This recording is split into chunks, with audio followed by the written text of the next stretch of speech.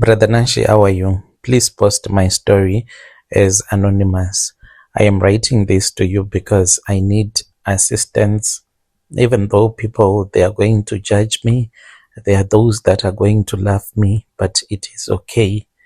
I now have a problem of shaking hands because of the way that I am always scared of seeing faces, human faces that I see floating in the air. I am a South African woman and I am a successful woman. I am working as a manager in the corporate environment and I am living in the suburbs of Johannesburg. I can't be specific telling you exactly where I am staying because I'm just trying to protect my identity, but I am in need of a prophet, anyone that you know who can assist me. I will tell you everything so that everyone who listen to your show, they can understand where I am coming from and why is it that as a Christian woman, I ended up using some muti so as to protect my marriage. Maybe women out there, they are going to understand me, understand my situation that I had found myself in. My husband and I, we got married and life was okay. We are what I can call a power marriage. There was no one that knew that in my marriage there was something bad that was happening. Me and my husband, we were constantly fighting, even though we tried by all means so that people from the outside, they won't even know or suspect that this was what was happening. It was in early 2023. That was when the foundation of our house started to crack really bad. I found out that my husband, he was seeing a younger woman whom I'll just call Level, and this was not just some normal cheating stuff, but it seemed as if it was something that was too serious for me to be concerned and to be scared. He was renting an apartment for him and was even talking about making her a second wife, a second wife. This was something that was so painful for me. And when he spoke about her as a second wife, I was not supposed to be in the picture at all. She was going to replace me and I was going to be gone out of his life so that he can continue with this young woman. Some of the things that they did for each other in the bedroom, I can't even start to talk about them here on public. It was some things that I did not even understand. The pain that I felt, it was not just normal pain. I felt so much pain in my heart and I always felt this stabbing pain in my chest. And that is where this thing of me always feeling so much stress and shaking each and every morning when I wake up comes from. That is where I got this anxiety from, even though I started seeing human faces shortly after I had been using witchcraft. But my anxiety, it came from the fact that I knew that there was another woman whom I'll call Levo, who was now in my husband's life. I could not sleep. I could not eat. I was losing weight. My maid at the time, she was someone that was from Zim. I'll call her Prudence. She had been with me for 3 years and knew every corner of my life. One afternoon, she found me crying in the kitchen. She sat me down and whispered. She asked me why I was crying, and then I told him that I was going through a lot and some of the things that were happening in my life, she could not even understand them. She said that as a woman, she was going to be able to understand everything. And I told her that my husband had been cheating on me with a girl called Lewu.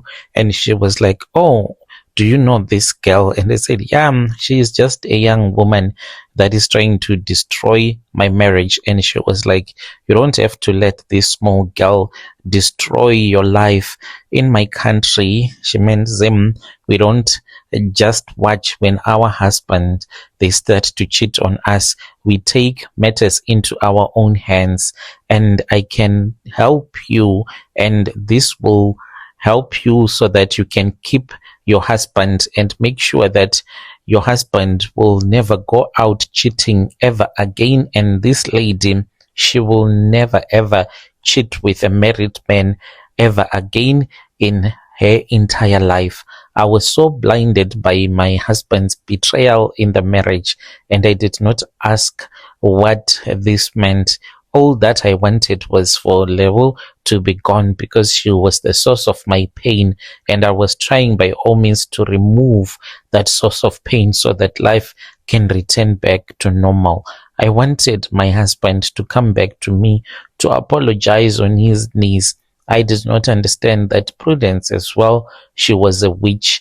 I had been staying with a witch in my house, and I did not even have any idea that this was what was happening in my house.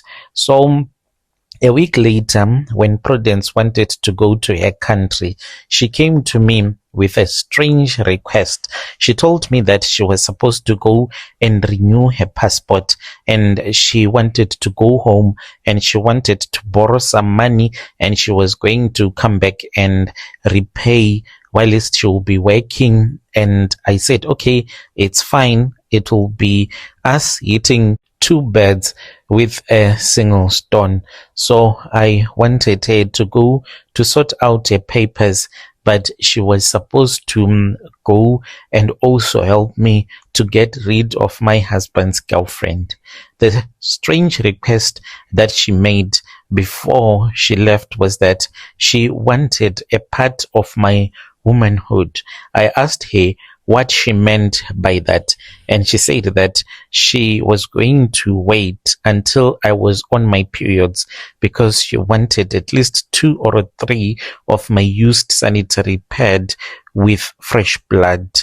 This was going to be used so that I will be able to get my husband back from this prostitute that had stolen my husband. It was a difficult decision, but I had to make that decision, and I said, okay. I was desperate. I did as she asked me. She did not go to Zim in that same week. She waited until I was on my period, and for 3 days she stayed, and then she went to her country. She told me that early in the morning I was not supposed to bath, and I made sure that I only went to work after Prudence would have arrived from the location. Before she would have started working, I would give her the sanitary pad. It used to irritate me a lot because I'm not used to that, to have a sanitary pad that is soaking wet and you just leave it there. I would wear that same one throughout the night and wait for her to come. Then around 8 a.m., that's when I would remove it and give it to her whilst she was with me in my bedroom. Then when I would have finished, I would go and bath, and then I would go to work. We did this for 3 days, and then she told me that it was done. She then went to her country. When she returned back, she had some ashes, and she told me that whenever I knew that my husband was going to sleep with me on that night when we were going to be intimate, those ashes, what I was supposed to do was that I was supposed to rub them on my private part. It was really difficult since I now had a cheating husband.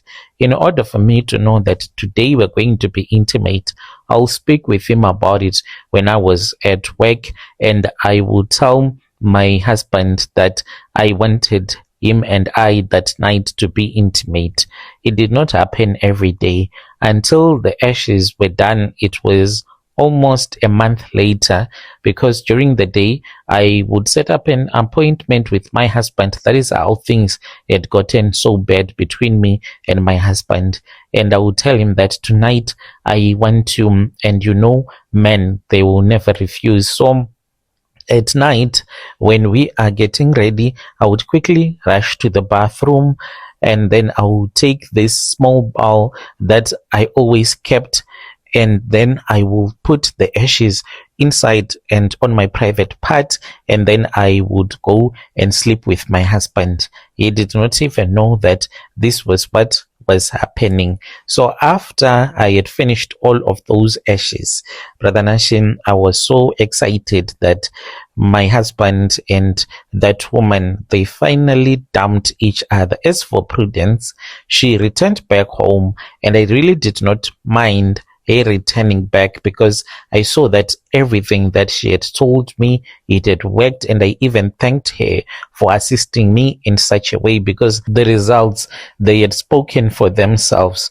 Within that month after I had started using the ashes, my husband started complaining about that woman, saying that he had already made a mistake and now he did not know what else to do. He was thinking of polygamy, just like what Prudence had told me, that as time goes on, he will tell you about him having 2 official wives, but then he is going to stop obsessing about this young Levu. Brother Nashi, after the breakup, that was when I heard that this girlfriend had fallen suddenly ill. She was someone that was still very young. I did not know about any other underlying health conditions, but I just heard that she had cancer all of a sudden, and then she was rushed to the hospital. The next thing, she was dead. Just like that, she died after that ritual. So when this woman passed away, I started to be concerned because as for my maid, she did not return back to work. She went to Zim. I did not mind because I was all excited that my husband is back, and me and my husband, we are okay. We are now enjoying our marriage again. But then I started to think, where is Prudence? Prudence, she has not yet returned back. So I tried the phone numbers that I knew she would use whenever she was in her country. Those phone numbers, they were not working anymore. So I wanted to know what was wrong with him. I tried to look for her like everywhere, but this girl, she did not even return. I then went to the back room because that was where she used to sleep. There were days when she'll be like, Madam, I do not want to go to the location. And I'll say, okay, it's fine. So what you need to do is you have to prepare this back room because my husband used to keep his tools in there. So I was like, in order for you to sleep in that room, you have to at least remove the tools and for it to be clean. So that was where she used to sleep most of the times. In confidence, I still thought that she was going to return back. So then I said, let me go and see what's happening in that room. If she has left anything, or maybe a note or something, maybe she would have written a letter explaining why she has not yet returned back. When I got to the room, Brother Nashi, there was nothing. Her bed had no blankets. The room was empty. Her clothes were gone. And I saw that there was a clay pot that was on top of the bed. Heaven, that was the most shocking thing. A clay pot on top of the bed. When I looked inside, I saw that there was one of the used sanitary pad, the last one that I had given to him. And that thing, the way that it was so bad, I even saw that there were worms inside. It was just smelling. This lady, she did not even leave a letter, nothing. She just vanished and she did not return back to South Africa. And I was now concerned about her borrowing me money. The Zimbabwean number, it is disconnected. I tried everything I have tried, but I don't know where this lady went to. So what started to bother me is that me and my husband, we are okay. My husband is no longer cheating on me. But a couple of months after Leo had passed away, that was when my cycle stopped. My cycle stopped gradually. It started as a light spotting, then it became dark. I started to have this foul smelling discharge. Went to the doctors, then I drank some antibiotics, and I'm being told by a sangoma that tried assisting me that I was never supposed to go to the doctors with this issue. I was supposed to go first to traditional people, because after drinking the antibiotics, that was when I realized that my periods, they are no longer coming. My periods just stopped, and my periods, I have not seen them in a very long time. I have money and I want another child. That is what is troubling me right now. I want another child. So in secret, I went to a gyno. I did this in secret. When I went to the gyno, then that was when I was told that my womb, it is filled with massive fibroids. And the doctor even said that I've never seen fibroids that grow this fast, because I always go to that same gyno to do some test. So these fibroids, they are a lot, but I'm not feeling any pain. So the doctor is saying that it is wise that we cut them. Like right now, let us just cut them so that you won't have any problems in the future. Now, I have conflicting decisions that I want to make, because when I am speaking with the Sangoma is saying that once you cut those fibroids, they are going to multiply, but you need to have them cut using the traditional way and drinking some herbs. So I have not yet made any decision. This Sangoma said that I need to find someone who comes from outside of South Africa. They are the ones that know the charms that can destroy these fibroids once and for all. My husband is back. Me and my husband, we are okay. The problem that I am facing is that I have these fibroids that are inside of my womb, and I don't know how to remove them. I'm scared that if I continue like this, the doctor told me that once I start to feel pain, then it is not okay for them to be removed. I'm supposed to have them removed like right now before I start to feel a lot of pain. And the Sangoma is saying, no, don't go and have this operation done, because once you do this operation, they are going to multiply and you're going to regret it. I need assistance. This Sangoma, all that I do is to go and consult with him. But as for now, he's saying that he does not have the solution to the fibroids unless if I find someone that is coming from outside of the country that can cut these fibroids and life can return back to normal. I just need assistance. I'm not on YouTube always, but you can send me a link after you would have read my confession so that I can follow what other people will be saying in the comment section. Even if you know of a remedy, a charm that I can easily use in my own home, it is okay. I am willing to try anything. Dear listeners, right there was a message that was sent to me by one of our dear sister. Let us try to speak with her in the comment section. If you know any home remedies, she's saying, I just want something so that these fibroids, they will die, they won't stop multiplying, and she does not know what to do. She wants to go and have an operation, but she's being told not to do this operation, because once you do the operation, then the fibroids, they'll continue to multiply. Let us speak with him in the comment section. I'll be back with another episode.